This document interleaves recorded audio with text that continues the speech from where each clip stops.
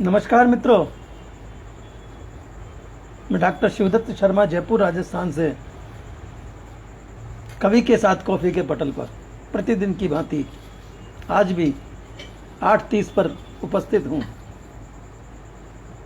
मित्रों, आज हम बात करेंगे वट सावित्री व्रत की, जिसे कई जगह वट अमावस्या, बड़ा अमावस्या भी कहते हैं। इस दिन कहीं कहीं ये व्रत 3 दिन का होता है। त्रयोदशी से लेकर के त्रयोदशी, चतुर्दशी और अमावस्या को ये व्रत समाप्त हो जाता है। ये व्रत सती सावित्री, सत्यवान सावित्री की याद में उनसे कुछ मांगने के लिए, उनसे सुहाग को अमर रखने के लिए साध्वी स्त्रियां करती हैं। जो स्त्रियां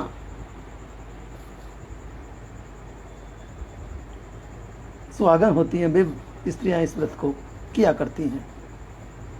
तो सावित्री सत्यवान की कथा आप लोगों ने सुनी होगी, बहुत प्रसिद्ध कथा है। कहते हैं कि सावित्री ने अपने बुद्धि, कौशल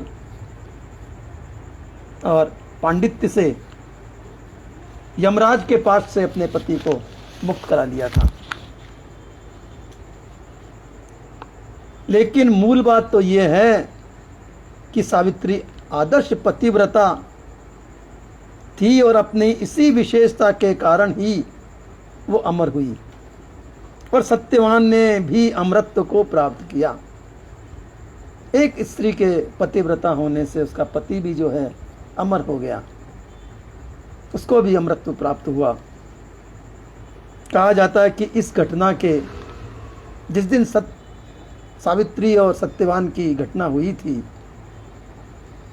उस दिन से लेकर के 400 वर्षों बाद तक उक्त दंपत्ति इस लोक में जीवित रहे और तत्पश्चात उनको बैकुंठ का लाभ हुआ और वे स्वर्गवासी हुए। हमारे साथ में राजेंद्र बैकुंठपुरी जी जुड़े हैं। आपका बहुत बहुत स्वागत है, बहुत बहुत अभिनंदन, आपका बहुत बहुत आभार। तो पतिव्रता शिरोमणि सावित्री के परम तप और तेज से उनके ससुर जो कि अश्वपति थे, वे भी अंधे थे, नयनहीन थे, लेकिन सावित्री के तप से वे भी जो है नेत्रवान होकर के उन्होंने भी राज्य सुख भोगा। ऐसी आदर्श पतिव्रता नारियों पर हमें सदा गर्व होता है और ये गर्व होना स्वाभाविक भी है। ऐसी स्त्रियों पर हमें गर्व होना भी चाहिए। सावित्री सत्यवान की कथा से ज्येष्ठ मास की अमावस्या का अभिन्न संबंध है। इसी तिथि को सावित्री ने सत्यवान को यमपाश से छुड़ाया था। इसी कारण उक्त तिथि वट सावित्री अमावस्या के रूप में जानी जाती है। इसी नाम से वो प्रसिद्ध है। नारी समाज, विशेषतः सधवा समाज की स्त्रियां जो होती हैं, जो स्त्रियां सुहागन होती हैं, वे इस व्रत को विशेष महत्व से देखती हैं, जानती हैं और इसका व्रत रखती हैं। वट सावित्री व्रत ज्येष्ठ कृष्ण त्रयोदशी से प्रारंभ होकर के अमावस्या को पूर्ण होता है। दूसरे शब्दों में यह त्रिदिवसीय पर्व है, 3 दिनों का पर्व होता है। त्रयोदशी को प्रातःकाल सधवा स्त्रियां स्वच्छ दातुन से दंत मुख शुद्धि करके उस व्रत को प्रारंभ करती हैं और मध्याह्न के पश्चात नदी या सरोवर आदि में शुद्ध होकर के तिल और आंवले से अपने केशों को शुद्ध करके स्नान करती हैं। तदंतर वे जल से वट वृक्ष के मूल भाग का सिंचन करती हैं। सावित्री सत्यवान की मिट्टी से मूर्तियां बनाती हैं और उनको हल्दी, गंध अक्षत पुष्प तांबूल कुमकुम आदि से सिंदूर से उनकी पूजा करती हैं। वटवृक्ष पर प्रदक्षिणा करती हुई सत्य प्रकाश जी पांडे भी हमारे साथ जुड़ गए हैं। आपका बहुत बहुत धन्यवाद, बहुत बहुत आभार। तो साध्वी स्त्रियां वट सावित्री अमावस्या को ये व्रत करके वट वृक्ष पर प्रदक्षिणा करती हुई, परिक्रमा करती हुई 108 परिक्रमा लगाती हैं और सूत से उसके तने को लपेटती जाती हैं। कहा जाता है कि जगत पूज्य जगन मात है सावित्री पति देवते पत्या सहा वियोगम में वटस्ते कुरुते मम। प्राचीन काल में इस दिन पति पूजा होती थी। पहले पति की पूजा हुआ करती थी, लेकिन धीरे धीरे वटवृक्ष की पूजा होने लगी। वट का अर्थ होता है बरगद, बड़। ये वृक्ष बड़ा ही पवित्र माना जाता है, पर वट सावित्री अमावस्या को इसको पूजा की जाती है, इसकी पूजा की जाते हैं, इसकी पूजा करते हैं। दूसरे शब्दों में वृक्षादि की रक्षा की जाती है, उनको नष्ट नहीं किया जाता, अपितु वृक्ष बढ़ते हैं, पनपते हैं और जन्म लेते हैं। वट वृक्ष के मूल में, जड़ में ब्रह्मा का वास होता है। उषा शर्मा जी हमारे साथ जुड़ी हैं।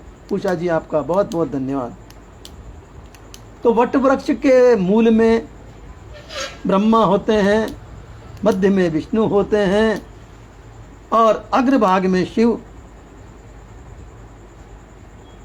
विराजमान रहते हैं। और समग्र भाव में वट के जितना भी इस भाग है, जड़, मूल, तना, शाखाएं, पत्ते, इन सब में सावित्री का वास होता है। कहा जाता है कि वट मूले स्थितो ब्रह्मा वट मध्य जनार्दन वटाग्रे तु शिवो देवो सावित्री वट संश्रिता। सावित्री सारे वट वृक्ष में समाई हुई रहती है।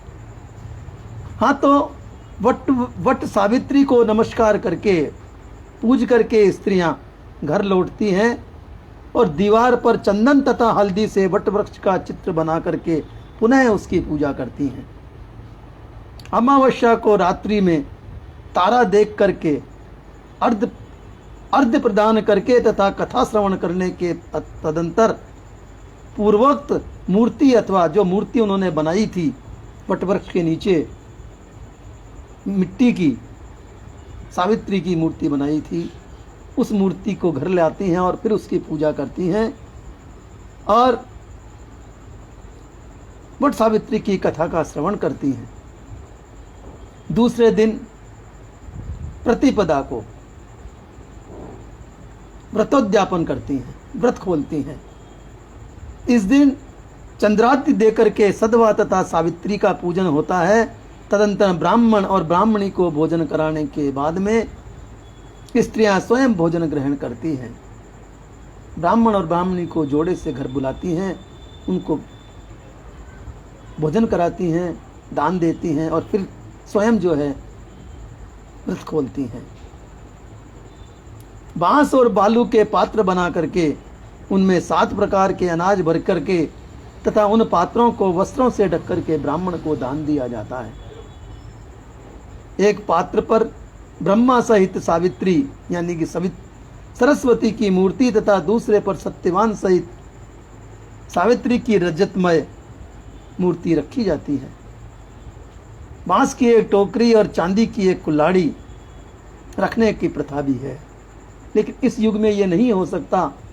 इस युग में केवल स्त्रियां व्रत करती है और यथा योग्य दान करती हैं, ब्राह्मण को भोजन कराती हैं।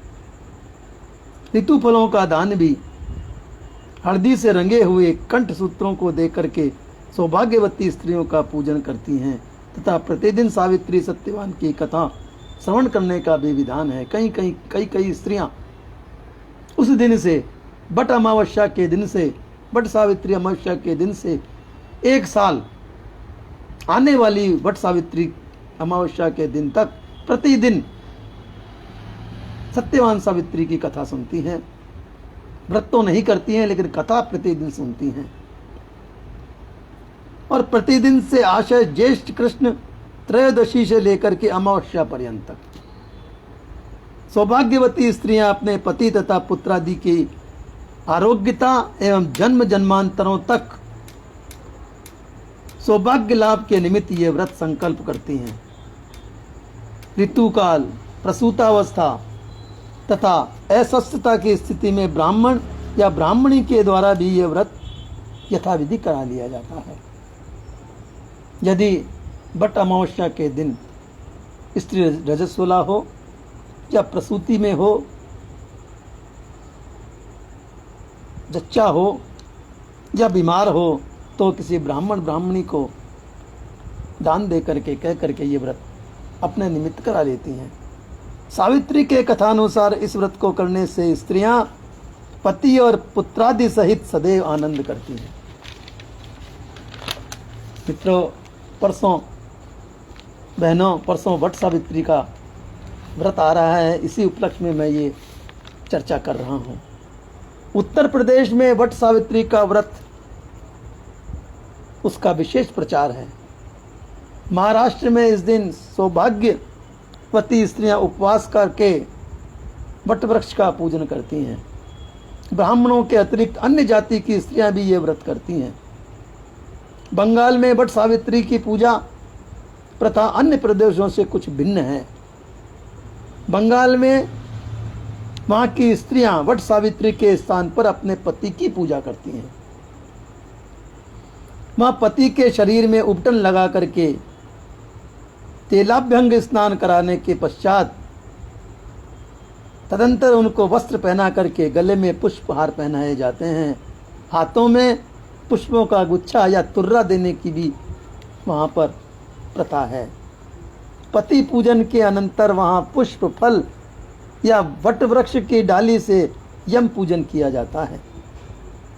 वहाँ यह व्रत सावित्री व्रत के नाम से प्रसिद्ध है।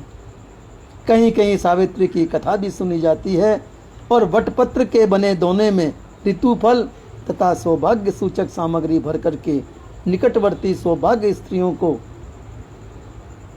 वायन के रूप में भेंट स्वरूप भेजी जाती है। छोटे छोटे ग्रामों में स्त्रियां किसी वटवृक्ष के तले बैठ करके पूजन करती हैं। इस प्रकार हम देखते हैं कि प्रायः सभी प्रदेश की सौभाग्यवती स्त्रियां ये व्रत अपनी श्रद्धा अनुसार अवश्य ही करती हैं। जो सुहागन स्त्रियां हैं वे इस व्रत को अवश्य ही करती हैं और इससे करना अपने सौभाग्य को बढ़ाने के लिए शुभ मानती हैं, अपने पुत्र आदि को बढ़ाने के लिए शुभ मानती हैं। तो मित्रों, ये थी वट सावित्री अमावस्या की कथा। परसों वट सावित्री व्रत है। इसी उपलक्ष्य में इसका महत्व क्या होता है, क्यों किया जाता है, कई लोगों, कई नई स्त्रियों को नहीं पता, नई बहनों को नहीं पता है। तो उनकी ज्ञान वृद्धि के लिए मैंने आज ये चर्चा की है। कल फिर हम इसी पटल की नई चर्चा के साथ उपस्थित होंगे। तब तक के लिए नमस्कार, शुभ रात्रि, प्रणाम, जय सिया राम, जय हनुमान।